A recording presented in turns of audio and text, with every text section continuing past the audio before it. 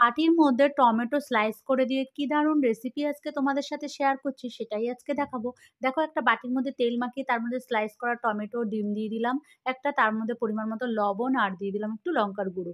ওইটাকে সাইড করে রেখে দিয়ে কড়াইতে জল বসিয়ে দিয়েছি। এদিকে ছিদ্রযুক্ত থালা তার উপরে বসিয়ে দিয়ে ডিমগুলো দিয়ে ১০ মিনিট আমি ভাপিয়ে নিলাম ঢাকা দিয়ে।